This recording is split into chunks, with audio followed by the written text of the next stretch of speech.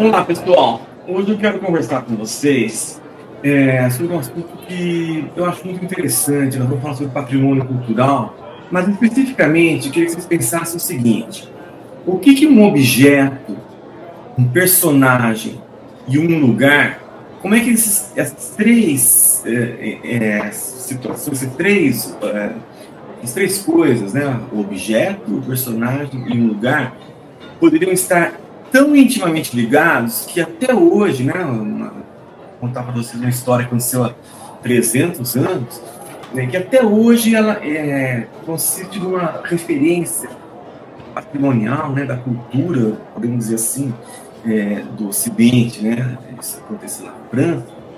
Eu queria então vou convidar uma especialista no assunto, ela tem um trabalho muito bacana que vai falar sobre o colar de pérolas de Maria Antonieta. Então eu convido para conversar com vocês a Lucy Braga. Lucy Braga é engenheira, doutora em engenharia. Ela tem um Instagram muito bacana, eu gostaria que vocês depois acompanhassem, que está na tela aí, @Lucy Braga, onde ela apresenta dicas de decoração, arquitetura de interiores, reforma, construção. Ela vai falar um pouco para a gente desse trabalho também. Mas o convite, a participação aqui no Café Pop, é para falar do colar de pérolas de Maria Antonieta e da história que envolve isso. Bem-vinda, Lucy. Como vai? Boa noite. Boa noite, tudo bem? Prazer estar aqui com você no seu canal, é um prazer enorme.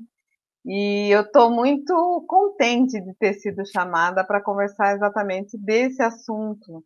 Não é o meu assunto no Instagram, não é o que eu trabalho ali no dia a dia, que eu trabalho com obra, decoração e tal, mas esse trabalho no período do doutorado eu desenvolvi e foi bem legal trabalhar com essa relação do material e do imaterial, do lugar, do objeto com as pessoas e o quanto isso pode ter de importante e o quanto pode marcar ali uma paisagem.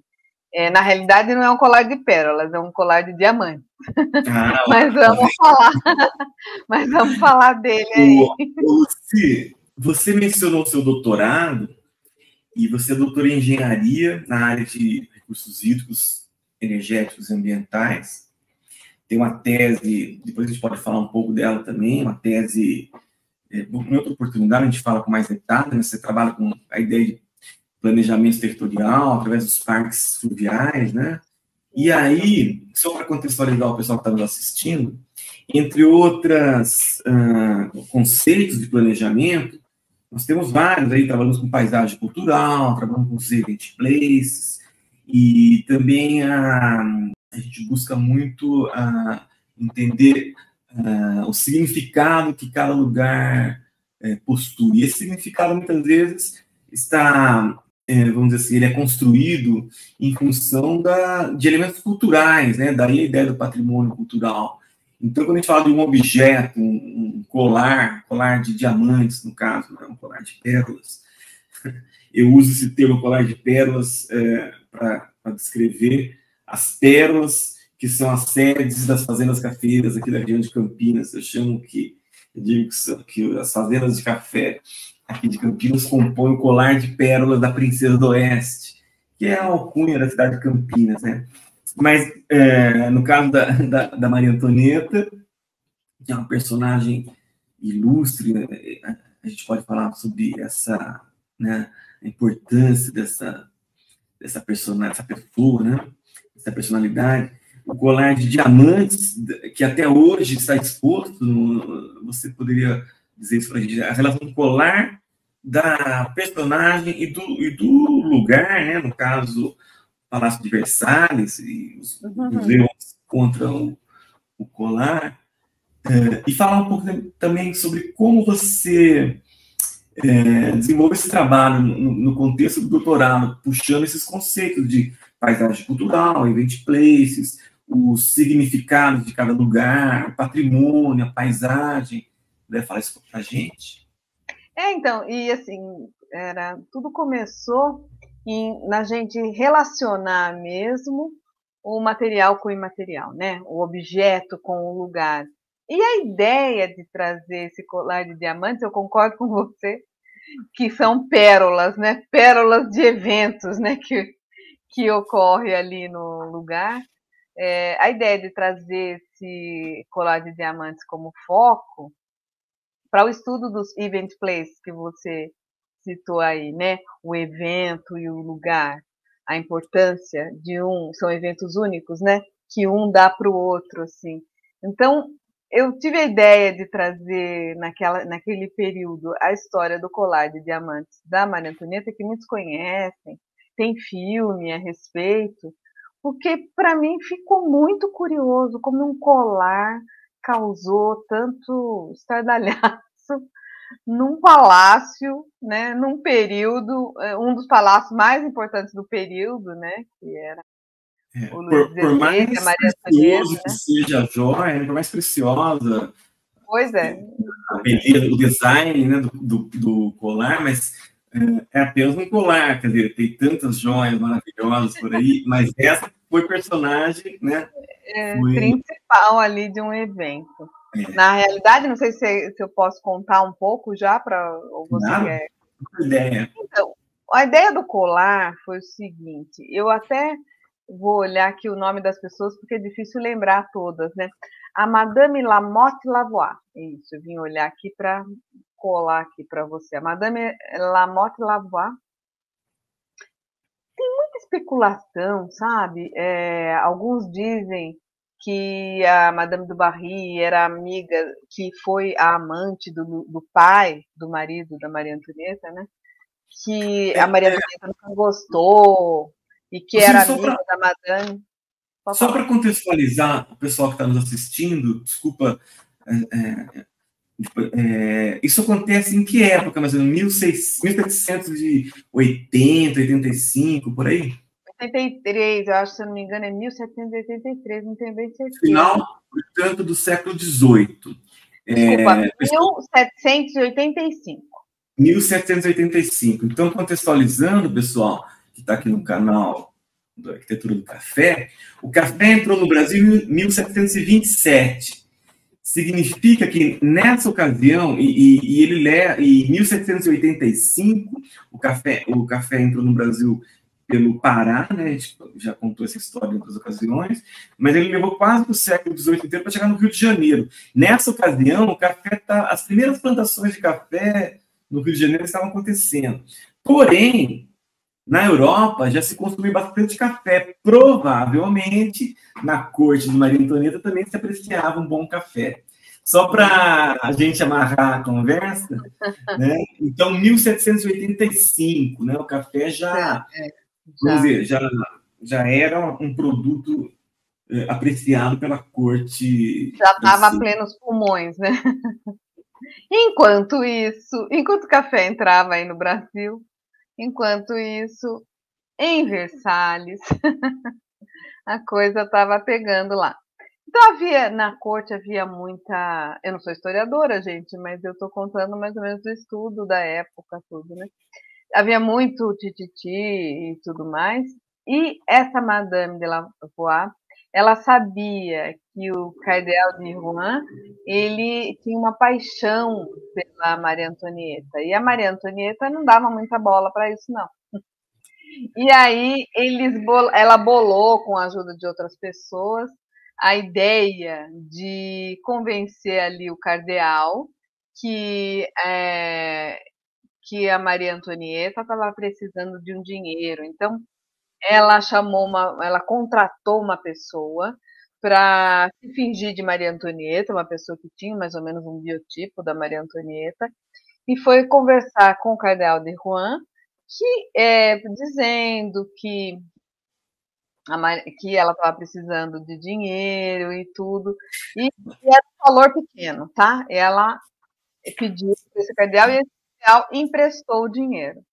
Bom, aí essa madame que disse, Não a Maria Antonieta, a quem se fazia se passar a por ela. atriz, né? Uma atriz que se fez de Modelo e Maria atriz. Antonieta. É. E atriz, eu vou chamar de atriz porque ela foi contratada para fingir ser, né?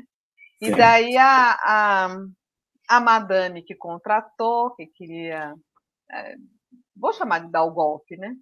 E dizem umas que era amiga da Madame do Barry, que era inimiga da Maria Antonieta. Então, tem um monte de fofoca do período que era o que não faltava, né? Na corte francesa, né? E aí, o que aconteceu? Eles gostaram da brincadeira e foram pedindo mais quantias, mais dinheiro.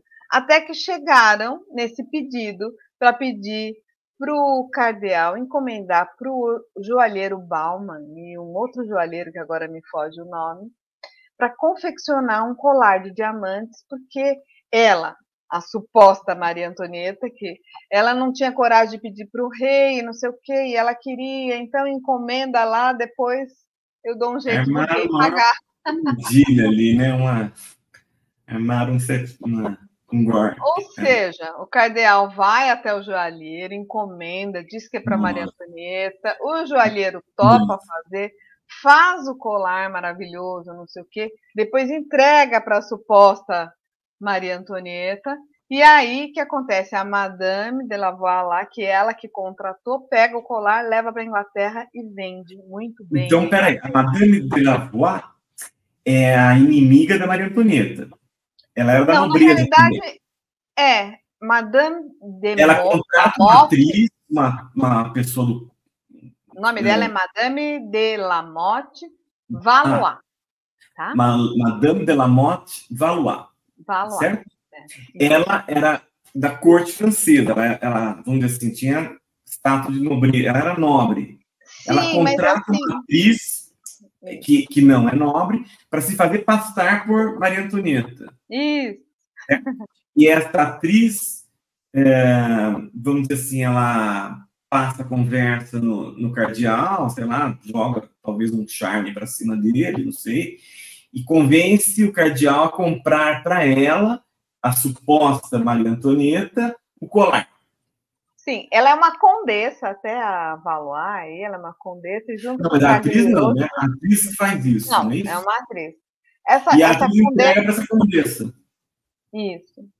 Essa condessa, dizem as más línguas de que a Maria Antonieta não gostava dela, que muita gente sabia disso, mas porque ela era amiga da Madame do Barry, aí já um monte de fofoca. Tem uma treta ali entre elas.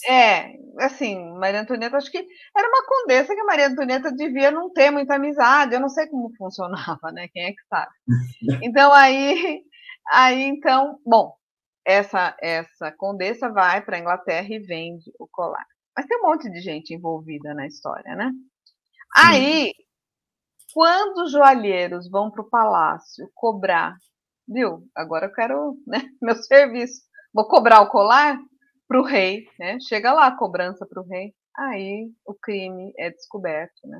Então aí, ela leva o colar para a Inglaterra e some do mapa.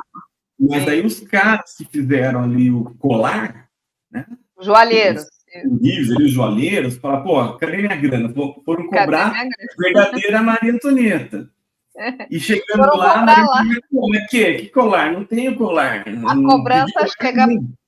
A cobrança chega para o palácio, uma cobrança sobre o colar da Maria Antonieta. Né? Aí que ela percebe, eles percebem, ela e o rei, percebem que caiu no golpe, certo? Sim, mas aí é um rebuliço, aí tem a plebe, né, como o povo culpa Maria Antonieta, aí é uma confusão, aí vão dizer que a moça, essa condessa, armou junto com Maria Antonieta para pegar o dinheiro. Nossa, foi assim, a França, o governo francês, ele tem problemas com esse momento, e o governo francês, naquele período, não estava fácil a coisa para eles, eu não vou nem dizer, como eu falei, não sou historiadora, mas eu sei que era um período muito complicado, e ainda aparece a história do colar, que todo mundo comenta. Em pleno período da Revolução Francesa, não é isso? Sim, isso, um pouco antes. Mas, assim, Napoleão, até eu falei isso no período que eu fiz o doutorado, existe uma frase célebre de Napoleão que fala que a Maria Antonieta perde o pescoço desde o momento do colar. É ali que ela perde o pescoço. Então, assim, é muito engraçado, porque Mas o colar ela perdeu antes, quer dizer, também não ia ter pescoço. Não ia ter pescoço para pôr. Que horror. Que horror. Mas todo mundo, o rei também perde. E a maioria dos personagens desse crime, né? Porque foi um crime mesmo. Um golpe, né? Um golpe, nossa, levou dinheiro embora, tudo. E não era um valor pequeno, era bem alto. Claro, um colar de diamantes enorme, assim. Os personagens todos se deram mal, né? Todos morreram. Essa Condessa de Lavoie, ela vai morar na Inglaterra e ela cai de uma janela. Aí fala que ela foi empurrada da janela. Cai. Que coisa. Acontece tudo, né? O Cagliostro lá, ele vai preso. Bom, o cardeal é exilado, acontece mesmo. E o cardeal de Rouen é de a segunda família mais rica da França na época. Então, o cardeal comprou o colar para suposta Maria Antonieta, caiu no golpe. Que dizia apaixonado, que daí era... Ele dizia era apaixonado pela rainha, pela Maria Antonieta. E a rainha não dava muita bola para ele, porque a mãe da rainha já tinha feito a fama dele, que ele era um...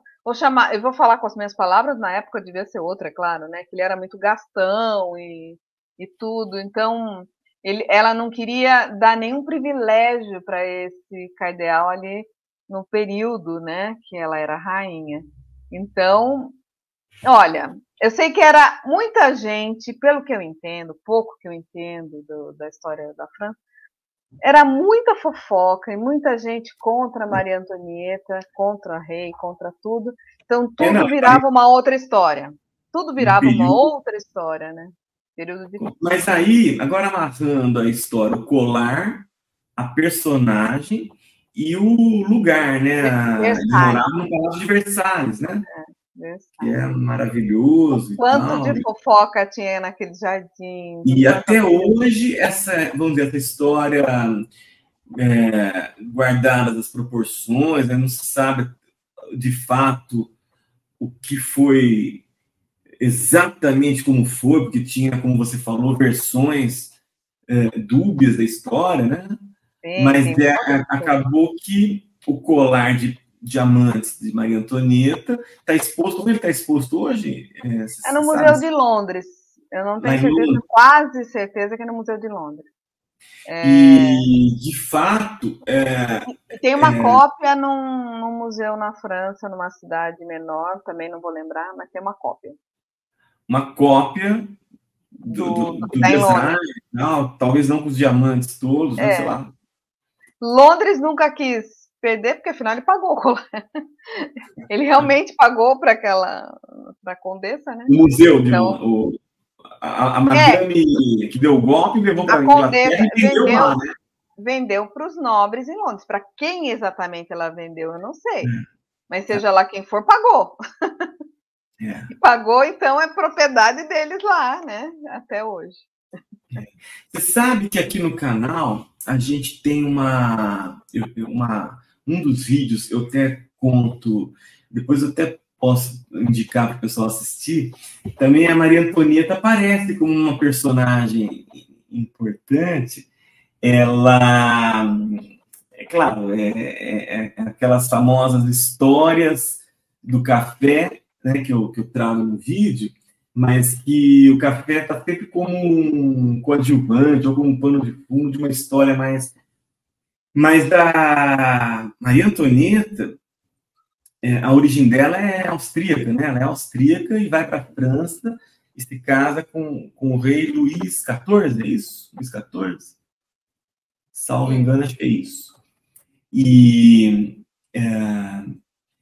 ela vai muito nova para lá, toda como uma nobre do Império Austríaco, né? Ela tinha 16, né? 16, não 14. O 16 que é. Porque o pai é o 15. É o 16. Então ele é o 16. Quem foi o decapitado com ela? O 16. 16. Então ela era casada com o 16. Olha, pessoal, eu também não sou historiador, a gente fica aí Não, olha, historiadores, sem preocupação nenhuma, e né, não tem, nesse aliás, compromisso. não tem compromisso nenhum com a história, isso aqui trata de uma fofoca, não é isso? É, não estamos Em só na torno do base. colar de diamantes da Maria Antonieta. Mas eu estava vendo que aqui no canal a gente também apresentou um vídeo em que ela aparece no vídeo até como um papel importante, porque ela leva para a França, quando ela vai para a França, ela leva alguns dos costumes que ela tem, das predileções que ela tinha também, enfim. E dentre outras coisas, um pão que se fazia na Áustria no formato de uma lua crescente, né, o Kipfel em alemão, que quer dizer, crescente, ou a lua crescente é aquele crescente, né? O Kipfel, ele foi criado na Áustria pelos padeiros austríacos para comemorar a expulsão do exército turco que fez por muito tempo um cerco a Viena, né, pronto a invadir Viena, e foi uma batalha memorável, entrou para a história também, e com a ajuda da Polônia e de outros, enfim, impérios da época, os austríacos conseguiram rechaçar o Império Turco e evitar que a Turquia, então, que os turcos invadissem e dominassem a Europa de vez, né? Eles foram rechaçados e para comemorar essa vitória, os padeiros fizeram um pão no formato do crescente, né? Que é a lua crescente que está na bandeira turca. E deram o nome de Kipfel. Quando ela leva para a França, a tradução para o francês do crescente é croissant. Então, ela foi a introdutora do croissant na França, que caiu no gosto do francês. Crescente, né? Então, tem aquela passagem célebre também, não sabemos até que ponto é verídico ou não, que informada de que não havia mais pão, né? A população estava com fome. Como um croissant. Então, e aí, então a gente pega essas histórias da história, ou pequenas histórias dentro da história, e também tem o compromisso de fazer história, né? Porque nós temos muitos colegas aqui que acompanham o canal, que são do campo, né, da área de história. De fato, historiador. Ele está me virando agora no sofá, ele está com a gente, mas a gente está... Quem tá esses doidos?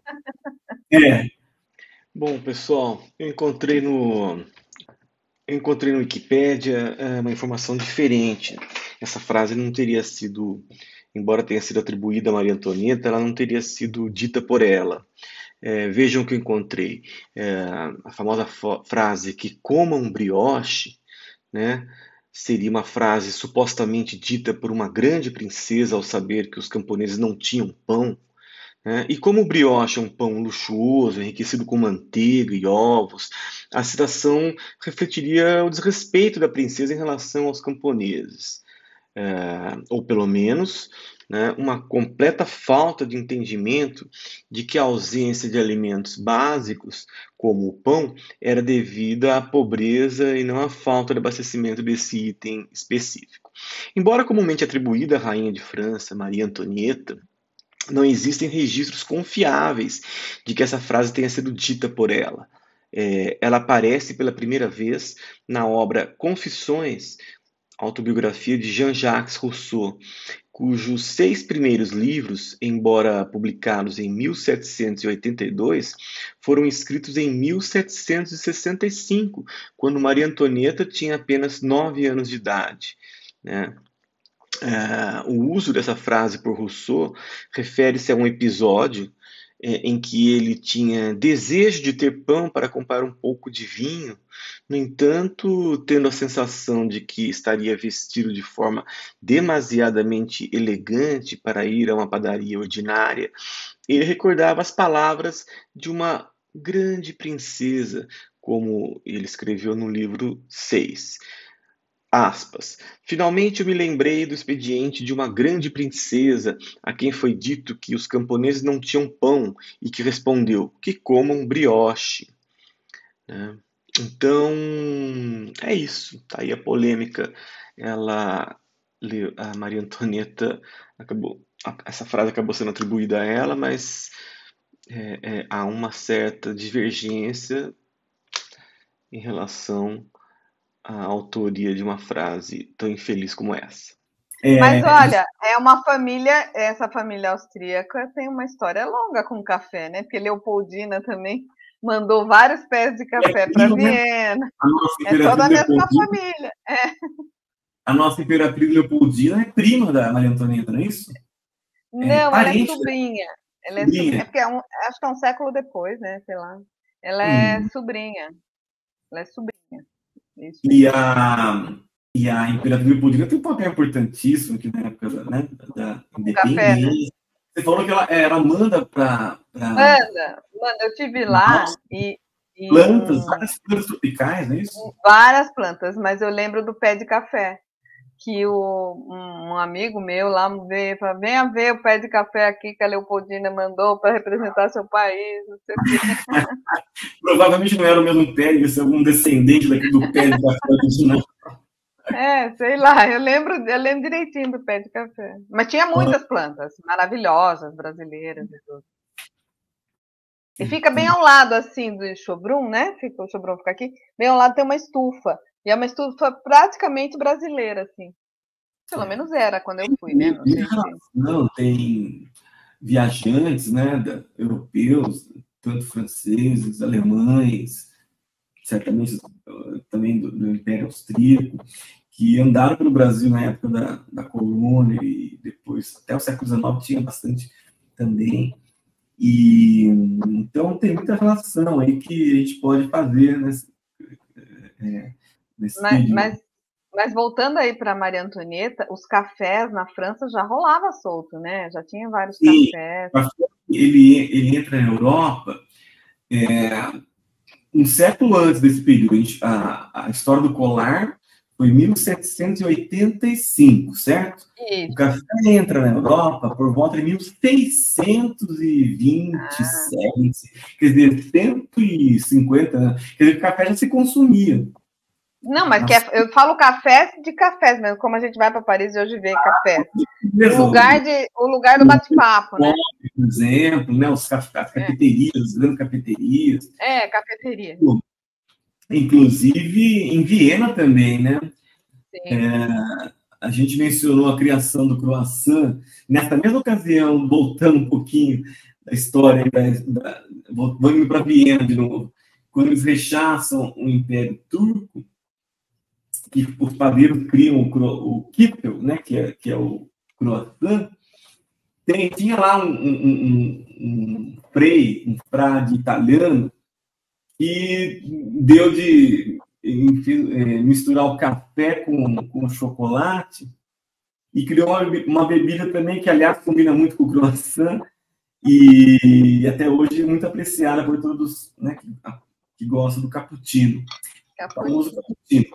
Era um frei cappuccino, ele cria a bebida, né, misturando café com chocolate. Imagina, então, que festa, cappuccino com croissant. Em Viena tem que ter chocolate, né?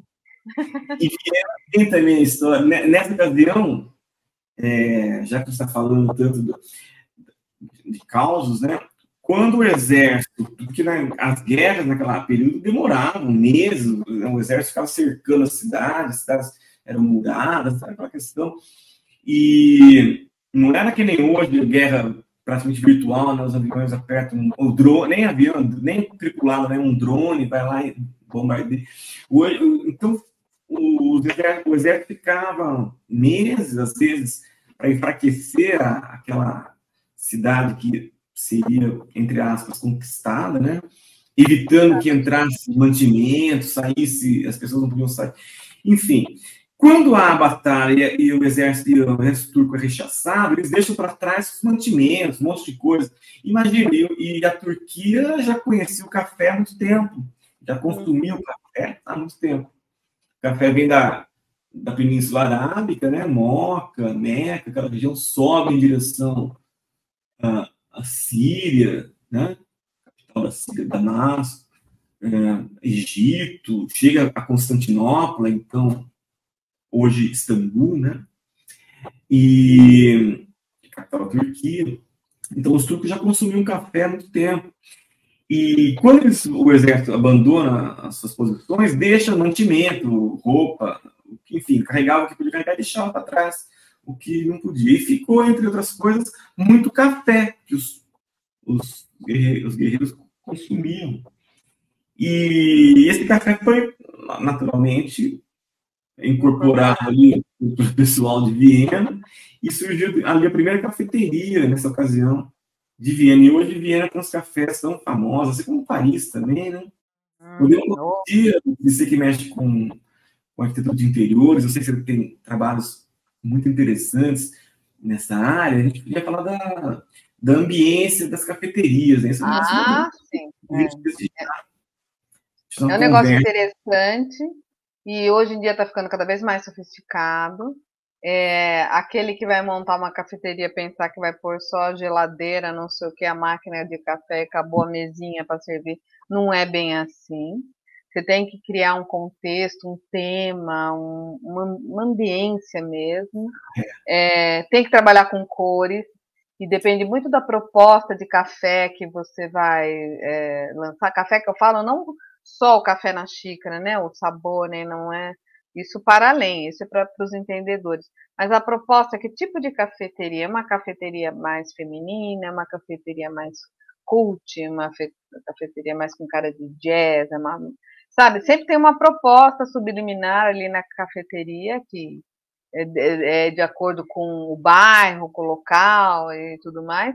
Isso tudo está nas paredes, está no tipo de cadeira. Outro dia eu dei um trabalho grande aqui no Instagram, sobre cadeiras, a importância, como senta, não sei o quê. Isso numa cafeteria, que a pessoa, às vezes, com o café, fica ali 5 horas batendo um papo e pede mais um café, não sei o quê, a cadeira tem que ser super confortável. Então, aquele que vai montar uma cafeteria, põe uma cadeira ali qualquer, senta de qualquer jeito. Então, não dá. Então, tudo isso precisa ser muito bem estudado para atingir o objetivo de uma cafeteria boa, né? Eu acompanho suas postagens lá no Instagram, pessoal, até que estiver assistindo, vale a pena entrar lá no _, tá passando aí embaixo, Luci Braga. E eu vi essa que você mencionou, bem bacana mesmo. E não só o conforto, né, do mobiliário, das peças, né, das luzes, mas a ambiência mesmo, né, aquele aroma de café ali,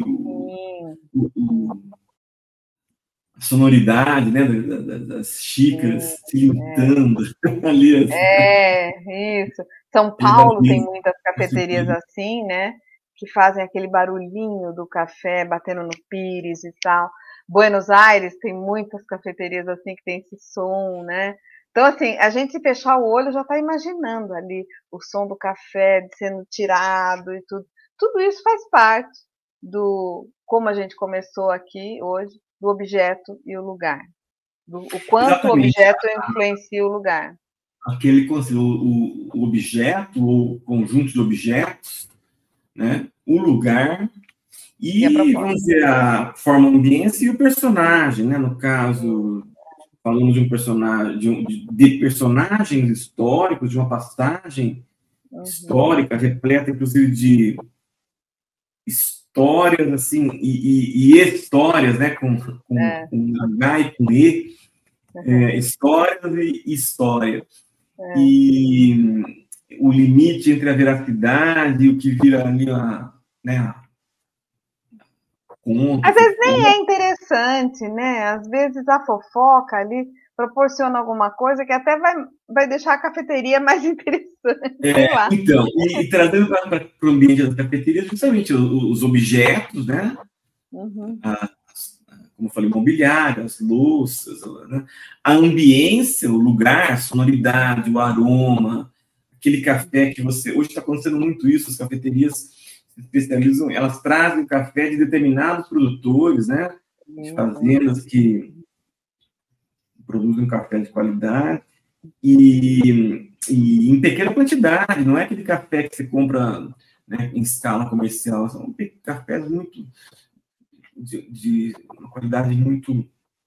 Quase um colar de diamantes. Exatamente. São lapidados no beneficiamento quase como um diamante. E, de fato, a sensação, né, a percepção sensorial, né, o paladar, o aroma, o ambiente, a sonoridade, a luz, tudo isso junto com a cultura, né, quem fabricou, aonde, em que região se fabricou, se fez aquele café, ou como é que foi a produção, que tipo de paisagem, qual enfim, era a história. O pessoal gosta muito. Então, a relação objeto, lugar e os personagens, no caso, quem aprecia o café é o dono do bistrô, da cafeteria, que está ali, que acolhe, né? Ele vira quase que um amigo, né? Dos clientes, né? O maestro do bom gosto, né? Do tomar café. Então, a gente pode falar que no sentido mais amplo da cultura do café, você apreciar um bom café bebida, em cafés, né, cafés locais, cafeterias, é uma arte mesmo, não é uma coisa assim, como você falou, compra ali um micro-ondas, uma máquina de fazer café e põe lá para esquentar o pão, deixar o pão de queijo, não é também só isso, né? Não, eu acho que é onde se filosofa muito, né? Eu conheço muita gente, eu mesmo tinha amigas que falava, vamos tomar um café? E essa frase significava que a gente ia conversar muito e que a gente ia passar horas filosofando, discutindo assuntos que para nós era pertinente naquela idade, naquele momento e tudo. Eu acho que o café fez isso com muita gente. Vamos tomar um café, ou seja, não é só vamos tomar um café, vamos discutir política, cultura, sei lá o quê. Aquele tema que é importante para aquela dupla que vai tomar um café, eu acho que isso sempre teve esse significado, né? Ainda mais... Eu costumo dizer aqui no canal, né, o café, né, não é à toa que a gente está chamando café pop, né? Essa série que a gente está fazendo e trazendo no canal de conversas, boas conversas, e falando um pouco, misturando história, filosofia, causos, e isso tudo traz a concepção de que, é o que você falou mesmo, vamos tomar um café significa, vamos conversar, dependendo da entonação que você faz esse convite, vamos tomar um café, a conversa pode ser mais séria mesmo, precisamos tomar um café, é mais sério. Então, passa lá em casa, vamos tomar um café, quer dizer, coisa mais branda. Então, o café tem esse lado mesmo de colhimento, e isso está na história do café, viu? Desde o início, desde quando a bebida foi inventada praticamente pelos árabes, né? O café seria uma invenção árabe, e descoberto ali na região da Abissínia, no norte da África, a fruta café, né, a planta, mas os árabes foram os primeiros que, vamos dizer, inventaram a bebida tal como a gente conhece até hoje, e desde que foi inventada, era um motivo para agregar, para trazer pessoas para conversar, né, André, deixa eu te interromper só um minuto e falar, você sabe que quando eu era criança, e as pessoas falavam assim, fulano veio em casa, e você não ofereceu um café? Meu Deus, que falta de educação! Um café pelo menos tem que oferecer. Então era assim, era xingar se você não tivesse oferecido um café para visita ou para aquele que passou na sua casa. Tinha essa conotação, você chegou a ver isso? Com certeza, tem esse lance até. Mas hoje mesmo, o cara foi lá e me ofereceu um café. Cara. É xingo. Se não oferecer um café, é porque a pessoa não merecia, era horrível. Vamos dizer, a sua moral diante de alguma pessoa está nisso. Se você vai, a pessoa não está fazendo nenhum café, que está sem moral também. Tá duro. O negócio fica esperto, de, pô, cara, nenhum café.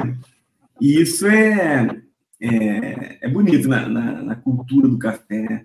Quando eu apresento aqui no canal os vários aspectos do que eu chamo aí da cultura, ou da arquitetura do café, não se restringe só ao casarão da fazenda, ou aos grandes casarões das cidades do café, né? Isso também, sem dúvida, a gente fala bastante, fala um pouco da história do café, esses causos que contamos hoje, que você trouxe para a gente, do colar de diamantes da Maria Antonieta, personagem, né? Quem diria que a Maria Antonieta foi quem levou o Kiffel, né? O croissant lá para a França, e croissant se relaciona com... Né? Todo mundo pensa na França, não pensa na Áustria, quando pensa no croissant. E a relação do croissant, que quer dizer, crescente, né, em francês, a tradução justamente é essa. Se fosse em Portugal, seria então o pão chamaria crescente, em vez de croissant.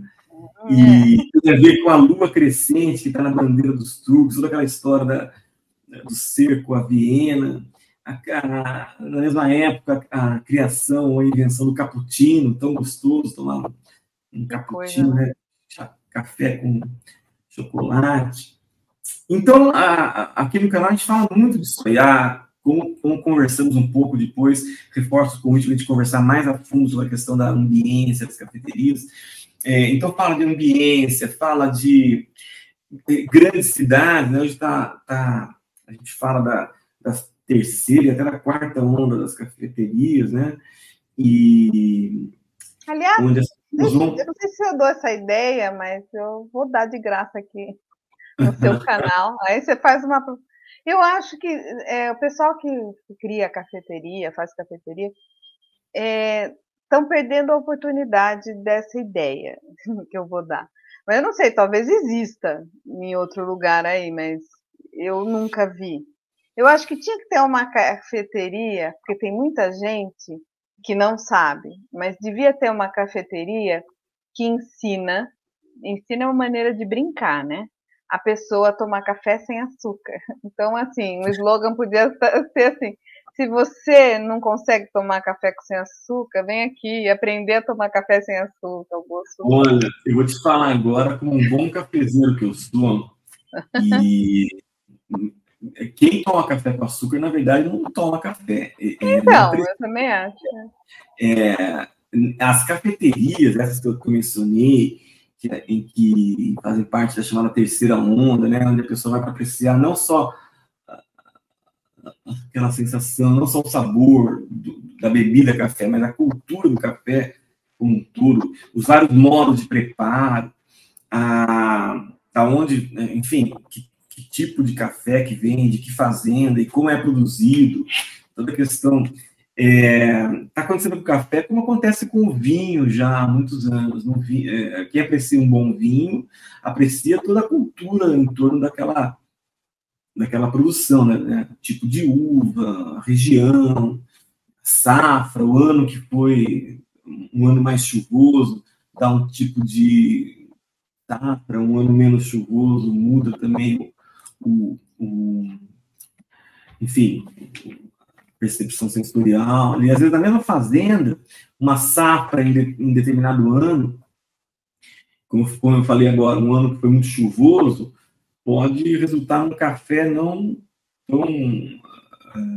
ou pelo menos diferente do que seria num ano mais seco.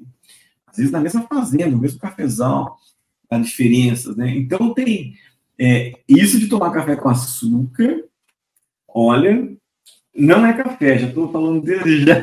Cafeteria. Eu concordo, eu tomo café sem açúcar há muitos anos, mas eu acho que tem muita gente que tem dificuldade. Então, um slogan como esse, eu acho que podia ser uma brincadeira e podia atrair muita gente para a cafeteria, que seria: venha você também aprender a tomar o bom café, o café sem açúcar, algo assim. Eu não trabalho com marketing, gente, mas eu acho que seria uma excelente ideia. E aí... Bom, mas aí é o seguinte, tendo a cafeteria se você tira o açúcar, você pode fazer um marketing nos docinhos que vendem junto do café, os docinhos light, ou, né, com pouco açúcar, ou com alternativas, como, né? Mas o café é tão saboroso sem açúcar, né? O café é tão saboroso sem açúcar, você consegue sentir mesmo o gosto, então realmente é duro quem tem. O café, quem gosta de café, com toda certeza, o açúcar não entra na parada, nem passa perto. Um bom café. E tem um detalhe também, não tem esse papo de tomar café, fazer o café e tomar daqui em tempo.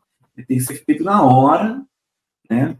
Para você. É o café feito na hora, né? Tem os vários modos de preparo, mas não tem esse papo, né? De ficar tomando café ao longo de um tempo, aí o café não, mas conserva a temperatura. Não, conserva a temperatura, mas não o gosto. Então, o café também tem esse mais, né? De apreciação da bebida e tal. É muito bacana, tem muita coisa legal para falar em torno disso. Tem muito que aprender, né, com café, eu acho. É gostoso. E, bom, eu sou suspeito para falar, né, porque, para mim, eu gosto muito. O que eu mais gosto na questão do café é que ele nos permite, Lucy, falar sobre qualquer assunto. Ó, veja a nossa conversa. A gente começou lá no colar de diamantes da Maria Antonieta, que eu falei colar de pérolas, e passamos pelo croissant, pelo cappuccino, pela cerco a Viena, exército turco, passamos pela Revolução Francesa e chegamos nas cafeterias, né, no ambiente, até a discussão se o café com açúcar é café ou não. Eu sou partidário daqueles que falam com toda certeza que café com açúcar não é café, não se deve tomar café com açúcar, e quem toma até chama de café. Eu sei que dá um café, né? A pessoa pergunta com açúcar ou sem, quer dizer, quem está oferecendo pressupõe que café com açúcar ainda é café. Não é a mesma bebida, mas eu devia ter outro nome. O café, que é o café sem açúcar, e o café com açúcar deve ter outro nome. Podia chamar jujuba, sei lá, algum outro nome qualquer, mas não café. Dá um café e dá outro nome para aqui. Mas, enfim, e aí a beleza está nisso. Eu gosto muito do tema, porque permite a gente falar de... Quiser falar de futebol, podemos falar de futebol. Quiser falar de arquitetura, vamos falar. Quer falar de engenharia, processos, gestão, o desenvolvimento territorial, né, o crescimento das cidades. Ou então, eu tenho falado muito também, e vai ser uma novidade em breve, aí eu vou tenho trazido bastante, mas a questão do turismo rural, tem bastante coisa para a gente falar, paisagem cultural, nossa, que assunto que não acaba mais. Não para mais. Você sabe que o café é em obra, né? Porque eu trabalho com obra, né? Aí esse café é duro. É com açúcar e às vezes frio. Então, aí eu raramente tomo. Por isso que eu falei, tinha que ter outro nome, não é a mesma bebida. É complicado. É isso aí. Bom, então, Lucy, foi uma satisfação conversar com você. Estamos chegando já a 45, passando 45 minutos, passa rápido. Viemos fazer uma fofoca histórica. Fofoca histórica. Eu dei aquele fora inicial achando que era colar de pérolas e não é colar de diamante. Não, mas estava cheio de pérolas na história. Pois é. E eu falei, eu tive a história de colar de pérolas, que é o termo, né? Inclusive no livro aqui do Café, eu uso esse termo, descrevendo que a região de Campinas, quem conhece Campinas, aqui a região tem muita fazenda de café, né? Você pega ali onde tem Souza, Joaquim Egídio, em direção a Jaguariúna, essa região, o entorno todo de Campinas, a verdade é essa, toda a região. Ainda existem sedes de casarões das antigas fazendas, fazendas centenárias, né? E eu considero essas sedes de fazenda verdadeiras pérolas. E eu ainda brinco que são pérolas do colar de pérolas da Princesa do Oeste. Campinas o apelido de Campinas é a Princesa do Oeste. Esse apelido foi dado na época do café mesmo. Uhum. Então, é isso. Mas desde já vamos combinar uma próxima rodada dessa. Eu quero ver se... Falar das festas, né? Os eventos. Exatamente. Barretos, Um trabalho muito bacana. Oktoberfest. Exato. Pessoal que acompanha, a gente fez um artigo junto, né, sobre isso. Publicamos um livro, um capítulo de livro em coautoria, eu e a Lucy, sobre 2 importantes event places no Brasil. Pode falar o que são esses event places, né? Falando do Oktoberfest, está bem na hora de falar, estamos aí entrando no mês do Oktoberfest, e sobre a festa do Peão de Barretos, né? Também define o lugar ali, né? O território. Duas festas importantes, né? Mas tem várias festas, né? Pelo interior do Brasil tem muita festa. Cada cidadezinha tem sua festa que realmente marca o lugar. E quem é do lugar não vive sem aquela festa. Ixi, está cheio. E isso relacionando ao interior, outro assunto bacana que eu também gosto muito. A relação cidade-campo. Ele relaciona a cidade com a atividade de campo imediata. Então tem a festa do morango, porque tem a ver com a colheita de morango. Isso, por exemplo, em Jarinu, em Atibaia e outras cidades. No sul de Minas se planta muito morango. Tem várias, né? A festa da uva. Da uva, Jundiaí, Vinhedo, Valinhos, acho que tem a do figo, né? Festa do figo tradicionalista. E tem a ver com a cidade. Essa cidade já ainda possui ainda uma paisagem rural importante, embora no passado tenha sido muito mais marcante, né? Mas a memória prevalece. E interior afora, onde o rural ainda persiste como uma força muito, né, marcante, muito forte, a relação cidade-campo se dá e se materializa nessas festas, né? Festa da batalha. Tem um monte. É verdade. Né? E é outro tema bacana também, as festas regionais aí. Não estou nem falando das grandes event places aí, tipo Oktoberfest, Festa do Peão de Barretos. Estou falando das festas regionais localizadas daquele município e aquele produto que marca o município. Muitas, muito bacana isso. Outra hora a gente conversa de novo. Sim, vou cobrar. Viu? Satisfação mesmo. Eu adorei também, muito legal. Isso continua nessa pegada aí. Tá bom. Muito obrigado. Pessoal que acompanhou a gente, obrigado por nos acompanhar e até a próxima, pessoal. Tchau, obrigada.